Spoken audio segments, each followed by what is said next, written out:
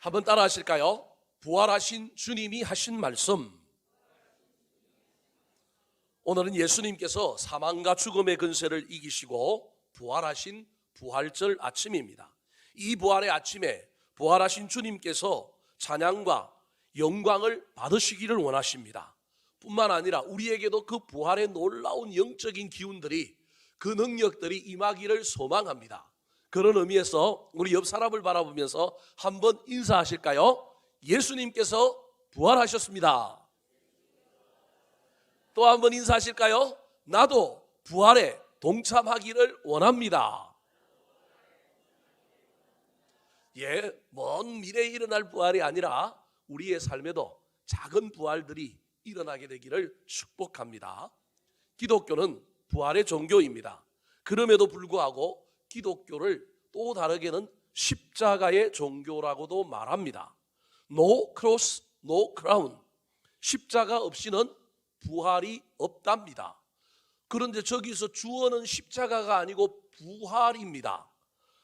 십자가를 강조하는 말 같지만 십자가보다는 분명히 부활을 강조하고 있고 십자가는 부활을 꾸미고 있습니다.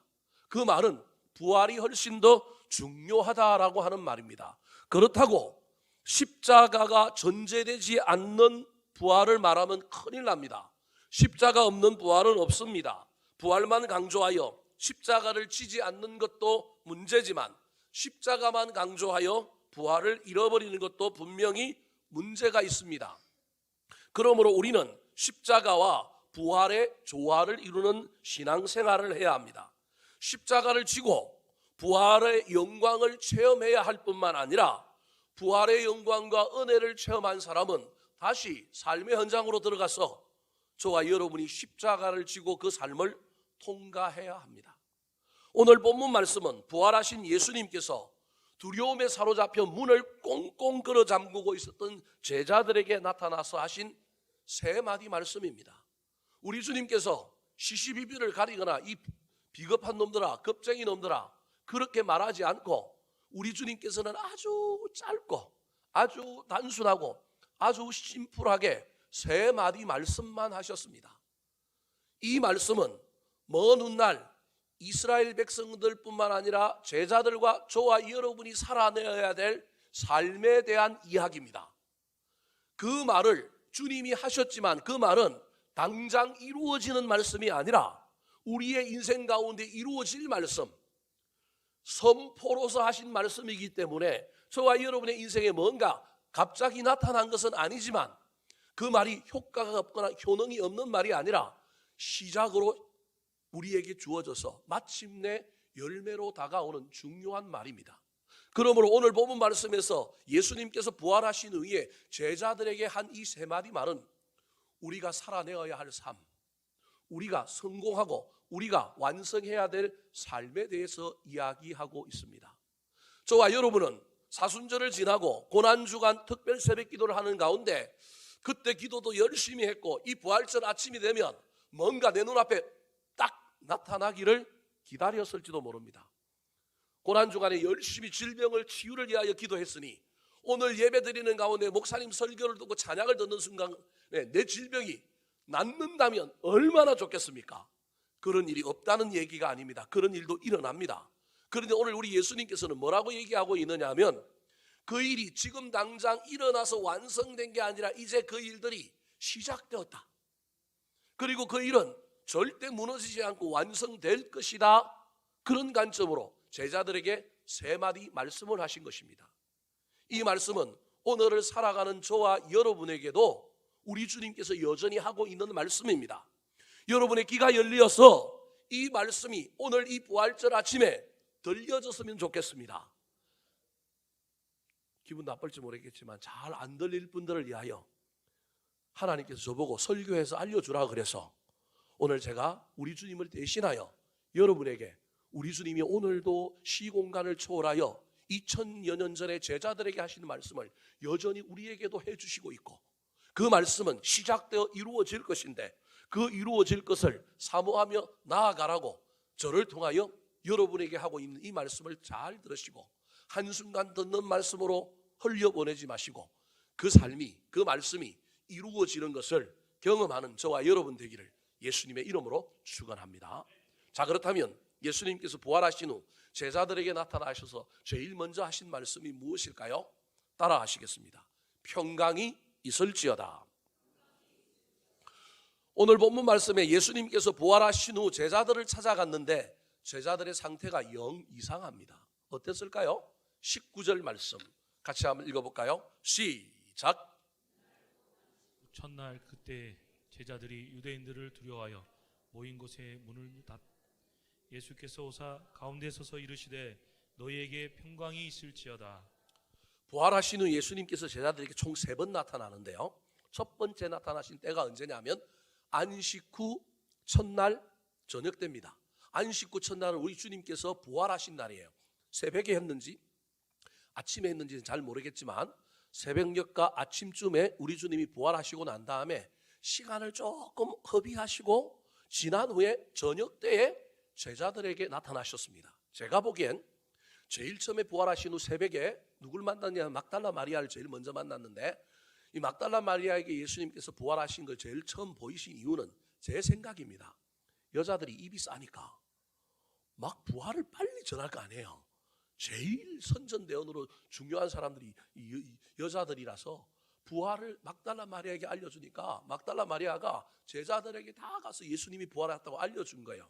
그래서 흩어졌던 제자들이 저녁 때쯤까지 하나씩 둘씩 모여갖고 총 몇 명이 모여 있는지는 알 수 없지만 저녁 때 제자들이 한 장소에서 모인 거예요.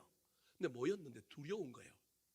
예수님을 십자가에 매달았던 그 유대인들이 자신들도 일당으로 몰아 자신들에게도 위해를 가할까봐 두려움 때문에 문을 닫고 숨어 있는 거예요. 저기 보니까 문이라고 표현하지 않고 문들이라고 표현하고 있습니다. 그러니 문이란 문은 다 걸어 잠근 거예요. 뿐만 아니라 창문도 제가 보기엔 닫았을 가능성이 많아요. 닫기만 한 것이 아니라 암막 커튼을 탁 쳐놓고 자신들의 모임이 외부에 발각되지 않게 하려고 그 안에 두려워서 떨어서 전해진 소식, 예수님이 부활하셨대. 맞을까? 서로 막 갑론을박하면서 모여 있는 상태입니다. 문을 잡고 있는 저 제자들의 모습은 지금 현재 제자들의 영적인 상태가 어떠한지를 우리에게 보여주고 있습니다. 세상을 향한 문도 닫았고 하늘을 향한 신앙의 문도 닫아버린 상태. 두려움이라는 놈은 참 무서운 놈입니다. 왜냐하면 두려움이 우리 마음에, 우리의 삶에 들어오면 우리는 두려움 때문에 문을 닫아버립니다. 마음의 문도 닫고 세상을 향한 문도 닫고 하늘을 향한 문도 닫아버리게 되면 우리는 미래가 없는 사람, 소망이 없는 사람, 희망이 없는 사람이 된 것입니다.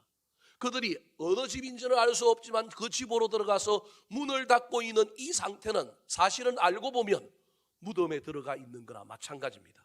우리 예수님은 자원하여 무덤을 꿰뚫고 들어가서 그 무덤에서 죽음의 권세를 이기려고 들어갔는데 제자들은 두려워가지고 집 안에 문을 다 닫고 들어가 있는데 알고 보면 살아있지만 그들은 지금 무덤에 들어가 있는 죽은 사람들과 동일한 상태에 있는 겁니다. 그때 우리 주님께서 부활체의 몸을 입고 문을 열고 들어오는 것이 아니라 죽음을 이기기 위하여 죽음이라고 하는 문을 통과했을 때 저 지하로 내려가서 음부 하데스에 내려가서 그 죽은 자들 속에서 부활하셨던 우리 주님이 제자들의 또 다른 무덤, 집이라고 하는 무덤에 문을 잠그고 들어가 있는 제자들, 살아는 있지만 살아있는 것이 아니라 시체와 다를 바 없는 두려움에 사로잡혀 있는 이 제자들에게 문을 열고 찾아가는 것이 아니라 부활체이기 때문에 벽을 통과하여 그 집에 그 벽을 깨뚫고 들어가서 호련히 제자들이 갑론을박하고 있는 그 한가운데 서서 이 제자들에게 제일 먼저 한 말이 무슨 말이라고요? 너희에게 뭐가 있을지어다? 평강이 있을지어다. 평강이 없는 제자들에게 찾아가서 평강이 있을지어다. 위로가 되는 말씀이긴 하지만 이 말씀이 선포되었다고 제자들이 평강이 넘쳤을까요? 두려워 떨고 있는 이 제자들, 저 같으면 가서 너 왜 배반했어? 왜 도망갔어? 야, 이 바보들아 왜 여기 모여있냐? 우리 하나님께서 시시비비를 걸고 그 제자들을 혼냈으면 좋겠는데 주님 딴소리 안 합니다. 아주 효율적으로 아주 짧게 뭐라고 얘기하고 있느냐면 평강이 있을지어다 그렇게 말하는 거예요. 이 말은 지금 현재 내가 이 말을 너희들에게 선포한다 할지라도 평강을 가져라 뭐 이런 얘기도 아니고 선포하고 있는 이 말이 너희들에게 지금 현재 아무런 영향력이 없는 것 같지만 이 말은 이제 시작이다. 너의 인생 가운데 평강이 생길 거다. 지금은 두려워서 무덤에 들어가 있는 것처럼 집의 문을 꼭꼭 붙들고 들어가 있지만 훗날 너희들이 상황과 환경 때문에 지금은 두려워 떨고 있지만 상황이 바뀜으로 평강을 얻는 것뿐만 아니라 상황과 환경이 바뀌지 아니하여도 너희들의 인생이 이제는 평강한 자가 되어서 상황을 뛰어넘고 환경을 뛰어넘어서 복음 들고 온 세상에 나가서 핍박이 이거보다 더 거센데도 불구하고 평강이 가득하니 나아가서 하나님의 사람들로 살게 될 뿐만 아니라 훗날 평강이 가득 차서 담대하게 죽음도 불사하고 순교하는 삶을 살 것을 바라보고 우리 주님께서 그들을 향하여 선포하고 있는 겁니다. 그 선포가 미약하여 현재의 삶에 보이지 않지만 시작된 것입니다. 재미난 것은 이렇게 선포가 되었으면 제자들의 삶 속에 뭔가 좀 변화가 일어나야 하지 않겠습니까? 변화는 더딥니다. 완성은 시간이 필요하고 어렵습니다. 예수님께서 두 번째 제자들에게 나타나신 이야기가 오늘 본문 뒤 26절에 기록되어 있습니다. 아마 첫 번째 모임 때 도마가 없어서 도마가 자기는 안 믿는다고 막 얘기했던 것 같아요. 그러니까 우리 주님께서 도마 때문에 두 번째 제자들에게 다시 나타났는데 그때의 모습이 첫 번째 모습이나 변화가 없습니다. 평강을 선포했으면 뭔가가 나타나야 되는데 똑같은 모습입니다. 26절 말씀 같이 한번 읽어볼까요? 시작. 너들을 지나서 제자들이 다시 집 안에 있을 때 도마도 함께 있고 문들이 닫혔는데 예수께서 오사 가운데 서서 이르시되 너희에게 평강이 있을지어다 하시고. 며칠이 지났습니까? 8해 지났습니다. 이 구약의 할례하는 날짜가 태어난 지 8일 만에 하는 건데 우리 예수님께서 부활체로 온전해졌다라고 하는 의미로 할례의 날짜가 지난 8일 만에 주님께서 다시 여전히 나는 부활체다, 부활체로 완성되었다라고 하는 것을 보여주기 위하여 의심 많은 도마에게 나타났습니다. 그때도 문들이 다 뭐 했다고요? 닫혀 있습니다. 주님을 만났으면 가감하게 털고 일어나서 부활의 걷는가 그 놀라운 위로와 평안을 얻고 세상을 향하여 담대히 나아가야 하지 않겠습니까? 저와 여러분이 부활절 예배를 드렸으면 저와 여러분의 인생 가운데 놀라운 변화가 나타나고 진취적이고 역동적인 뭔가 나타나야 하지 않겠습니까? 쉽지 않습니다. 그런 일이 일어나는 사람도 들어있고 우리 가운데 그런 일에 놀라운 모델이 되는 사람도 있지만 대부분의 사람들은 부활절 지냈는데 계란을 1개만 먹어야 되는데 2개 아니라 4개를 먹어도 여전히 부활의 권능과 능력과는 상관없는 예전과 똑같은 삶을 살 수밖에 없는 존재가 저와 여러분이라는 거예요. 주님께서 두 번째 나타나서도 딴 얘기 안 하십니다. 뭐라고 얘기합니까? 너희에게 뭐가 있을지어다? 평강이 있을지어다. 사랑하는 성도 여러분, 지금도 주님께서는 저와 여러분의 인생 가운데 오셔서 이 부활절 아침에 코로나 때문에 사업이 안 돼서 여러 모양의 문제들이 생겨서 저와 여러분 모두 나름대로 인생의 근심과 염려 때문에 우리도 모르는 사이에 집 안에 들어가 문을 걸어 잠그고 있는 모든 사람들을 향하여 주님께서 이야기하십니다. 평강이 있을지어다. 그 말이 소용이 없는 것 같지만 이 부활절 아침에 다른 건 다 못 들어도 그 말이 여러분 귀에 들려오고 여러분 마음 신비에 새겨졌으면 좋겠습니다. 주님, 이것이 시작이 되어서 내 인생이 상황이 바뀜으로 말미암아 평강을 누리는 것뿐만 아니라 상황이 바뀌지 아니하여도 내가 평강을 누리는 아름다운 인생이 되게 도와주시옵소서. 아직은 보이지 않고 시작되지 않았지만 내가 평강의 사람으로 거듭나는 놀라운 일들이 완성되게 능력을 주시고 힘을 더하여 달라고 이 말씀을 듣고 기도하며 나아갔으면 좋겠습니다. 제자들이 두려움에 너무 극심하게 시달리고 있어서 주님이 찾아오셨을 뿐만 아니라 부활을 보여주시고 믿게 해주셨을 뿐만 아니라 평강이 있을지어다라고 외쳤음에도 불구하고 그들이 평강을 누리지 못하니 잠깐 잊어버렸던 기쁨과 평강을 누리게 해주시려고 우리 주님께서 하신 행동이 있습니다. 20절 말씀 같이 읽어볼까요? 시작. 이 말씀을 하시고 손과 옆구리를 보이시니 제자들이 주를 보고 기뻐하더라. 손에 못자국, 옆구리에 창자국을 보여주시고 그랬더니 제자들이 주를 보고 뭐 하더라고요? 기뻐했다라는 거예요. 무슨 말입니까? 부활하신 주님이 옛날 그 주님인지 또는 뭐 귀신인지 뭔지 이게 헷갈려갖고 믿지 못하는 자들에게 내가 고난받은 예수 그리스도다라고 하는 것을 알려준 거예요. 그 결과 제자들이 이분이 고난받으신 예수님이구나. 그런데 이분이 고난을 이기고 승리하셨네, 부활하셨네라고 하는 것을 확인하는 장면이 손과 뭘 본 거예요? 옆구리를 본 거예요. 나중에 도마는 안 봤다고 믿어요, 안 믿어요? 안 믿잖아요. 그러니까 나중에 도마 보고 다시 예수님께서 체험시켜 주잖아요. 여러분, 예수님께서 왜 저런 행동을 하셨을까요? 평강이 있을지어다라고 이야기하고 난 다음에 자기의 손에 못자국과 옆구리에 창자국을 보여주시는 일들을 통하여 왜 제자들에게 잠시 잠깐 의심은 물러가고 기쁨을 누리게 만들어줬을까요? 사랑하는 성도 여러분, 우리 주님의 그 평강이 있을지어다라고 하는 말이 우리 삶에 이루어지기 위해서는 저와 여러분도 주님처럼 상황이 바뀌고 환경이 바뀌어갖고 그냥 내 마음에 자연스럽게 찾아오는 평강뿐만 아니라 우리 인생은 저와 여러분도 마찬가지로 우리 주님과 똑같이 삶의 현장에서 스티그마, 우리 주님의 흔적과 같은 흔적들을 통하여 누리는 평강을 가져야 한다는 겁니다. 대가 없는 평강이 아니라 여러분은 좀 힘이 들지도 모르겠지만 우리 주님이 이야기하고 있는 평강은, 너희들이 완성해야 될 평강은 고난을 통과하는 평강이라는 거예요. 손에 못자국도 너희들도 날 거고 옆구리에 창자국도 날 거다. 그런데 그거 두려워하지 마라. 이길 거다. 그냥 상처로 흔적으로만 남을 뿐이다. 그런데 그 흔적은 좋지 못한 흔적이 아니라 영광스러운 자랑스러운 흔적이다. 바울 사도는 내가 예수의 흔적을 내 몸에 가졌노라. 그 결과 얻어지는 평강이 너희에게 이루어질 거다. 내가 고난을 두려워하지 않은 것처럼 너희들의 삶 속에서도 상황과 환경이 있음에도 불구하고 그 상황과 환경을 넘어서 그 평강을 이루는 자가 되어라 이야기하고 있습니다. 사랑하는 성도 여러분, 저는 여러분들의 상황을 속속들이 알지 못합니다. 제가 하나님이 아니라서 목사지만 잘 모릅니다. 어떤 이들은 옷을 잘 입고 얼굴에 이쁘게 화장을 하고 온화한 모습을 띠고 지금 예배에 앉아 있지만 여러분의 삶은 문을 닫아 걸고 집안에 들어가 있는 극심한 고난이 있는 분들이 있을 수 있습니다.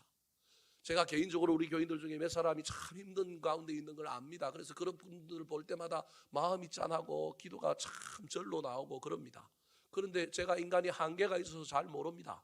혹시 여러분의 인생이 문을 콕 걸어 잠그고 두려움 가운데 들어가 있는 인생들이 있습니까?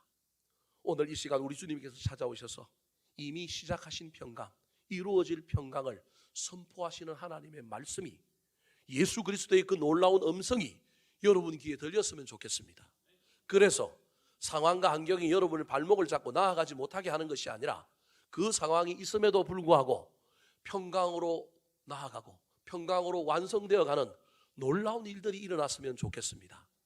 돈을 많이 버는 것이 우리 인생의 목적이 아니라 저와 여러분이 평강하여 행복해지는 것이 목적이었으면 좋겠습니다. 그 결과 우리 주님 앞에 놀라운 은혜와 영광을, 감사를 돌리는 저와 여러분이 되었으면 좋겠습니다. 이 시간 우리 손을 뻗어서 옆 사람을 향하여 오늘 우리 주님께서 말하고 있는 이 평강이 온전히 임하기를 우리 함께 찬양하겠습니다. 평안을 너희에게 주노라. 세상이 줄 수 없는,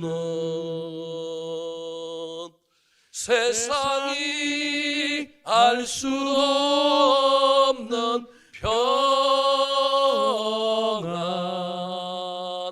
평안, 평안, 평안을 내게 주노. 사랑을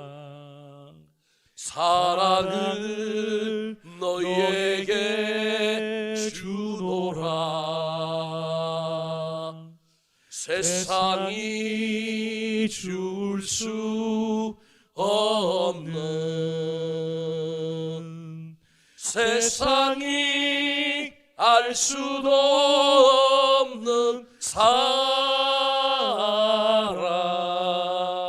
사랑, 사랑,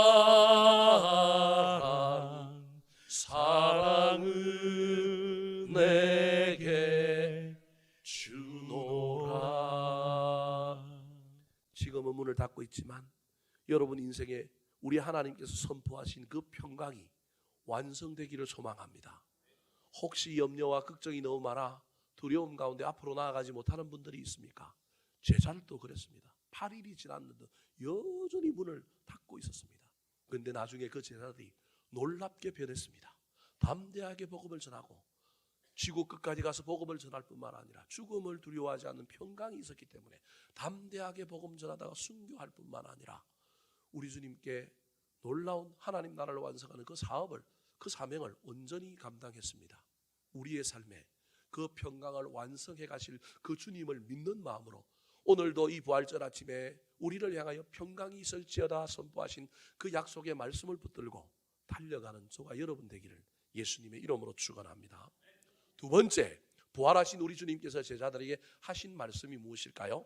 따라 하시겠습니다. 나도 너희를 보내노라.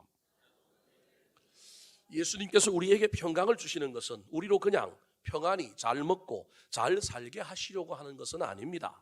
평강을 주시고 우리를 다시 일으켜 세워주시는 것은 삶의 현장으로 다시 보내어 맡겨주신 사명을 감당하게 하려고 하는 목적이 있습니다. 예수님께서도 제자들을 부르신 것은 그냥 제자들을 부르신 것이 아니었습니다. 그것은 복음을 전하고 교회를 세우고 하나님 나라를 확장하기 위함이었습니다. 사람 낚는 어부가 되게 하려고 불렀는데 제자들은 정치적인 목적 때문에 한 자리 차지하려고 주님 쫓아다니다가 우리 주님께서 십자가에 못 박혀 돌아가시게 되니까 전부 도망가 버리고 말았습니다. 그런데 그들에게 주님이 찾아오셔서 평강이 있을지어다 선포하고 난 다음에 더 엄청난 이야기를 합니다. 말도 안 되는 이야기를 합니다. 어떤 이야기를 하셨을까요? 자, 21절 말씀 시작. 예수께서 또 이르시되 너희에게 평강이 있을지어다. 아버지께서 나를 보내신 것 같이 나도 너희를 보내노라. 평강이 있을지어다 하고 난 다음에 더 말도 안 되는 이야기를 하는 거예요. 나를 보내신 것 같이 나도 너희를 뭐하노라? 보내노라. 아니 지금 제자들이 문을 꼭꼭 걸어 잠그고 두려워서 떨고 있는데 저 같으면 찾아가서 이 바보들아 왜 이러고 있느냐, 나한테 3년이나 배운 게 수준이 이거밖에 안 되느냐, 저 같으면 시시비비를 따지고 옳고 그름을 따지고 혼내도 시원치 않은데 우리 주님께서는 이들을 향하여 현재의 모습과 전혀 상관없는 엄청난 말을 하고 있는 거예요. 하나님께서 나를 이 땅으로 보내신 것처럼 나도 이제 너희들을 보낸다라는 거예요. 주님은 제자들을 부르실 때 그들이 잘났어, 그들이 뭐 괜찮아서 부른 게 아닙니다. 그들의 미래를 보고 완성되어진 미래를 보고 이루어져갈 그 아름다운 모습을 보고 제자들을 불렀습니다. 그런데 지금 제자들은 기대했던 그 모습과는 전혀 반대, 제일 밑바닥에 와 있습니다. 밑바닥에 와 있는데도 우리 주님은 그들을 향하여 신뢰를 보내면서 믿어주면서 여전히 가능성과 꿈과 비전을 보면서 말도 안 되는 이야기, 도망자요 숨어지는 자들을 향하여 내가 너희를 뭐 한다고요? 보내노라. 얼마나 은혜로운 말씀이고 얼마나 멋진 말씀입니까? 우리 주님 눈에는 보이는 거예요. 이런 겁쟁이들이, 이런 못난 사람들이 하나님의 놀라운 평강이 이루어지고 나면 이들이 보냄받은 일터로 가서 제자로서 복음을 전하는 놀라운 일을 감당할 것이다. 그렇게 생각하고 믿고 그들을 향하여 다시금 내가 너희를 어디로 보낸다고요? 세상으로 보낸다는 거예요. 아니 그러면 문을 열고 나가야 되는데 8일 후에 다시 만났는데 여전히 어디에 있어요? 여전히 그 방 안에 있는 거예요. 나중에 세 번째 주님이 또 8일이 지나고 난 다음에 또 만났는데 그때는 갈릴리 가서 만나자 그래요. 근데 갈릴리에서 만나는데 그때는 7명의 제자들이 모였는데 예수님이 조금 늦게 오시니까 제일 성질 급한 베드로가 뭐라고 얘기해요? 에이씨 고기나 잡으러 가자. 성경에는 씨는 없어요. 제가 한 말이에요. 에이씨 고기나 잡으러 가자. 그랬더니 7명이 전부 졸졸졸 따라서 뭐하러 가요? 고기 잡으러 가요. 뭐 고기 잡는 게 뭐가 나쁜 일이냐 그렇게 말할 수 있지만 옛날로 돌아간 거예요. 다시금 사명을 버리고 자신들의 생업의 자리로 돌아가는 거예요. 여러분, 이런 사람들을 우리 주님께서 가장 밑바닥에 있을 때도 내가 너희를 뭐하노라? 보내노라. 고기 잡는 제자들 다시금 우리 주님께서 먹이잖아요. 다음 주 설교가 저와 여러분이 평강으로 완성되고 보냄받은 자리에서 열심히 일하고 나아가려면 이것만으로 안 되고 성령도 받아야 하지만 예수님이 차려주신 밥을 먹어야 된다니까요. 예수님이 차려주신 식탁에 저와 여러분이 앉아서 영적인 밥, 육신의 밥을 먹어야 저와 여러분이 그 일을 하러 갈 수 있다니까요.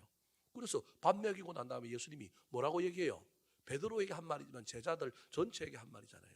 내 양을 먹이라, 내 양을 치라. 말도 안 되는 이야기예요. 그 양을 먹이고 칠 수 있는 상태가 아니에요. 도망자들이고 비겁자인데 우리 주님은 여전히 그들을 향하여 나도 너희를 보내노라. 사랑하는 성도 여러분, 주님께서 저와 여러분을 일터로, 가정으로, 교회 안으로, 세상으로 보내실 겁니다. 그냥 보내는 것이 아니라 보낸 곳에서 그 일을 잘 감당하고 승리하게 될 것을 믿고 우리를 보낼 겁니다. 여러분의 일터에서 그 보냄을 완성하여 승리하시고 저와 여러분의 삶에 놀라운 열매들이 나타났으면 좋겠습니다. 사랑하는 성도 여러분, 저와 여러분의 인생에 어디로 가야 할지 무엇을 해야 될지 모르는 사람이 있다면 그 사람은 너무 불쌍한 사람입니다. 오라고 하는 곳은 없어도 갈 곳은 있어야 되고 지금 현재 내 처지와 내 상황이 너무 바닥이라 할지라도 내가 꾸고 있는 꿈이 있다면 내가 해야 할 일들을 안다면 갈 수가 있습니다.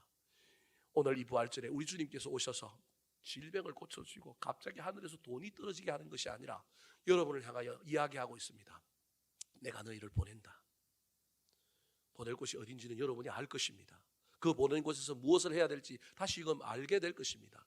지금은 갈 수도 없고 지금은 감당할 수도 없지만 각자의 삶의 터전에서 우리 주님이 보내는 그곳에서 뜨거운 열정을 가지고 최선을 다하여 마침내 그 보낸 곳에서 승리하는 여러분이 되었으면 좋겠습니다. 성공하는 여러분이 되었으면 좋겠습니다. 열매를 맺는 여러분이 되어서 주님 앞에 나와서 주님 믿어주셔서 감사합니다. 내가 드디어 이루었습니다. 내가 드디어 도달했습니다. 내가 드디어 근사해졌습니다. 주님의 은혜입니다라고 우리 주님께 감사할 수 있는 저와 여러분 되기를 예수님의 이름으로 축원합니다. 마지막으로 제자들에게 찾아오신 부활하신 예수님 무엇이라 말씀하셨을까요? 따라하시겠습니다. 성령을 받으라. 부활하신 후 제자들을 찾아오신 우리 예수님께서는 그들에게 평강을 선포하셨을 뿐만 아니라 손에 못자국과 옆구리에 창자국을 보여주시고 주님께서 그 고난을 이기시고 부활하신 주님이라고 하는 것을 알려줌으로 말미암아 잠시 기쁨을 주셨습니다. 그리고 너희들도 상황이 바뀌어서 주는 평강뿐만 아니라 상황이 바뀌지 아니하여도 그 상황 속에서 때로는 고난 당하겠지만 손에 못자국도 나고 옆구리에 창자국도 나겠지만 영광스러운 흔적으로 너희들 이길 것이다. 평강을 완성하게 될 것이다. 말씀하여 주신 우리 주님께서 그것을 어디에서 이룰 거냐 하면 삶의 현장에서 성공으로 승리로 열매 맺음으로 이루라고 여전히 우리가 가야 할 곳 해야 할 일들을 제자들에게 알려주셨습니다. 하지만 제자들은 평강을 완성하기도 삶의 현장에서 보내신 곳에서 성공하고 그것을 이루고 열매를 맺기에도 여전히 부족합니다. 우리 주님이 그걸 아시는 거예요. 그래서 주님께서 응급 조치를 해주십니다. 22절 말씀 같이 한번 읽어볼까요? 시작. 이 말씀을 하시고 그들을 향하사 숨을 내쉬며 이르시되 성령을 받으라. 자, 22절의 말씀은 마치 창세기 2장에 하나님께서 최초의 인간 아담을 흙으로 빚으시고 난 다음에 그 코에 생기를 불어넣어 줌으로 말미암아 생명이 되게 하는 장면과 비슷합니다. 예수님은 지금 제자들을 무엇으로 보고 있느냐 하면 흙으로 빚어져 있을 뿐 생명이 없는 존재와 같은 어쩌면 죽어가는 집이라고 하는 감옥에 문 꼭 걸어 잠그고 그 안에 두려워 떨고 있는 이 제자들의 모습이 영적으로는 육적으로는 살아있지만 영적으로는 죽은 것과 진배가 없다고 생각하신 거예요. 그들이 평강을 완성하기는커녕 보내신 곳에서 성공하고 보내신 곳에서 열매를 맺기가 쉽지 않다는 걸 아시는 거예요. 그래서 그 주님께서 임시 방편으로 응급실에 실려온 환자에게 산소호흡기를 대고 이제 그냥 한시름 놓게 하는 의미로 숨을 내쉬며 뭐라고 얘기하고 있어요? 성령을 받아라. 저 성령을 받아라라고 하는 것은 임시 방편에 좋지요. 큰 능력을 받아서 평강을 완성하고 보내신 곳에서 승리하는 삶을 살기 위해서는 성령의 충만을 다시 받아야 합니다. 그래서 오순절 날 성령이 임하고 전혀 기도에 힘쓰지 않습니까? 예수님이 부활하시고 난 다음에 제자들이 열심히 성령을 기다리지 않습니까? 부활하신 예수님께서 제자들을 모아놓고 재훈련을 시킴으로 말미암아 이제 다시 살아난 것 같지만 살아난 것과 능력이 있는 것은 다릅니다. 죽어가는 것을 살리는 것이 지금 예수님의 1차적인 목적이라서 숨을 내쉬며 이르시되 성령을 받아라 그렇게 말하고 있습니다. 사랑하는 성도 여러분, 오늘 여기 있는 여러분들 중에 혹시 내가 지금 살아있으나 죽은 것 같은 삶을 살고 있는 사람이 있습니까? 시공간을 뚫고 이 공간에 들어와서 주님께서 숨을 쉬면서 성령을 받아라 하시는 이 말씀이 여러분에게 임하여 여러분이 위기를 넘기고 살아났으면 좋겠습니다. 위기를 넘기고 살아나는 걸 넘어서서 성령 충만을 받아서 능력 받았으면 좋겠습니다. 그래서 능력 받아서 사도행전 1장 8절의 말씀처럼 오직 성령이 너희에게 임하시면 권능을 받고 예루살렘과 유다와 사마리아와 땅끝까지 이르러 내 증인이 되라. 능력 있는 증인의 삶을 살았으면 좋겠습니다. 보내심을 받은 이 일터에서 성공을 이루고 열매를 만들고 하나님께 영광 돌릴 수 있는 놀라운 일들을 이루었으면 좋겠습니다. 여러분 각자가 현재 여러분의 영적인 상태를 잘 진단해 보셔서 성령을 받으라고 하신 이 말씀 속에 나는 지금 응급조치를 해서 지금 죽어가는 나를 살려야 되는구나. 여러분 주님의 그 놀라운 음성을 듣고 이 시간 성령을 사모하시기 바랍니다. 더 나아가서 사는 것을 넘어서서 능력이 필요한 사람들이 있습니까? 기도함으로 성령 충만을 받으시기 바랍니다. 목사님 나는 성령을 받았는지 성령이 충만한지 있는지 없는지 잘 모르겠습니다. 그런 분들이 있습니까? 없는데도 있다고 우기면 안 되고요. 있는데도 있는 줄 모르고 막 용을 쓰면 있는 성령도 골치 아픕니다. 있는지 없는지 어떻게 할까요? 23절 말씀 같이 한번 읽어볼까요? 시작. 너희가 누구의 죄든지 사하면 사하여질 것이요 누구의 죄든지 그대로 두면 그대로 있으리라 하시니라. 자, 저 23절은 성경의 난해 구절 가운데 하나입니다. 저 말씀을 문자 그대로 이해하면 예수님께서 지금 부활하신 후에 제자들에게 죄를 사하는 권세를 주시는 것으로 오해될 수 있는 구절입니다. 글자 그대로 얘기하면 너희가 누구의 죄든지 뭐 하면 사하면 사해질 것이요 누구의 죄든지 그대로 두면 그대로 있으리라. 그러니까 제자들에게 죄 사함의 권세를 준 것 같지 않습니까? 아니 지금 개판치고 인생의 밑바닥에서 숨어서 꽁꽁 문 잠그고 있는 제자들에게 아니 뭐 열정적이고 열심이고 신앙을 회복하여 날아다녀도 저 말씀을 하면 안 될 것 같은데 가장 밑바닥에 있는 제자들에게 찾아오셔서 주님께서 저 이야기를 하셨단 말이에요. 그래서 저게 난해 구절이 어려운 구절이라는 거예요. 전통적으로 저걸 어떻게 해석하느냐 하면 앞에 평강이 있을지어다라고 하는 말씀과 그 다음에 나도 너희를 보내노라라고 하는 말씀과 그 다음에 성령을 받으라는 말씀과 이 23절이 다 연결된다고 해석을 합니다. 첫 번째 평강이 있으라라고 하는 말은 내 안에 평강이 넘치면 내가 누구든지 죄를 사한다라고 할 때 그 죄를 사하는 것이 다른 의미가 아니라 용서한다라고 하는 의미입니다. 우리 가운데 평강이 넘치고 평강이 완성되려면 썬뿌리, 미움과 용서하지 못하는 썬뿌리가 있어서는 평강이 완성되기가 어렵습니다. 그래서 저 누구든지 죄를 사한다라고 하는 말은 용서에 대한 이야기로 해석하는 것이 옳습니다. 또 다른 하나는 나도 너희를 보내노라라고 하는 그 말씀과 연결지어서 얘기하면 너희가 누구의 죄든지 사한다라고 하는 말은 죄를 직접적으로 사한다는 얘기가 아니라 보내심을 받아서 세계 방방곡곡에 가서 이 제자들은 복음을 전함으로 말미암아 그 복음을 받아들인 사람은 회개하고 돌이킴으로 죄가 사해져서 구원받는다는 말이고 너희들이 게을러서 그들에게 복음을 전하지 않으면 그대로 두면 그들도 구원받지 못하는 상태로 그대로 있을 것이다. 복음 전파에 대한 이야기다라고 해석하는 것이 두 번째 해석입니다. 첫 번째는 용서, 두 번째로는 복음 전하는 사명에 대한 이야기라는 거예요. 세 번째가 성령을 받아라라고 하는 이야기와 연결 지으면, 성령을 받은 사람, 성령이 내 안에 있는지 없는지는 뭘로 알 수 있느냐 하면, 성령을 받으면 성령님이 나보고 그냥 용서하지 않고 견디지 못하게 한다는 거예요. 성령을 받으면 내 마음이 뜨거워져서 성령의 권능이 임하면 예루살렘과 유다야와 사마리아와 땅끝까지 이르러 뭐하게 된다고요? 정인이 되어 복음을 전하게 된다, 그런 말입니다. 그래서 우리에게 성령이 있는지 없는지는 성령이 내 안에 단순히 나를 살리는 정도로 긴급하게 임한 정도가 아니라, 나한테 성령이 충만하게 임하면 내 마음이 뜨거워져서 내가 다른 사람을 용납하고 이해하고 용서할 뿐만 아니라 더 나아가서 강력한 열정과 열심이 솟아서 복음을 전하는 삶이 된다는 것입니다. 사랑하는 성도 여러분, 죽어가고 있습니까?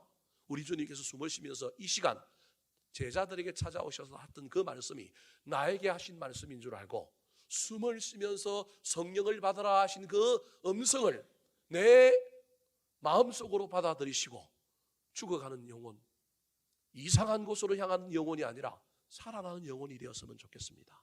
단순히 산 것에 만족하지 않고 기도함으로 성령을 더 충만히 받음으로 말미암아 능력자들이 되었으면 좋겠습니다. 복음의 능력자들, 사랑의 능력자들, 삶의 능력자들이 되어서 보내신 곳에서 나도 너희를 보내노라 하신 그 주님의 음성 들고 가정에서, 직장에서, 일터에서, 사업의 영역에서, 교회 안에서 그 일을 잘 감당하여 열매를 맺고 승리함으로 말미암아 우리 하나님께 영광을 돌리는 저와 여러분이 되었으면 좋겠습니다.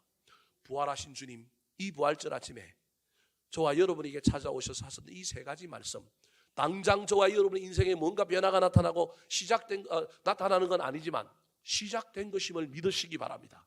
그래서 우리 삶의 환경을 뛰어넘는 평강이 만들어지고 나를 보내신 곳에서 하나님의 놀라운 권능과 역사를 행할 뿐만 아니라 그 능력을 행하기 위하여 때마다 시마다 성령 충만의 은혜를 입는 저와 여러분 되기를 예수님의 이름으로 축원합니다. 한번 따라 하실까요? 부활하신 주님이 하신 말씀, 평강이 있을지어다. 나도 너희를 보내노라. 성령을 받으라.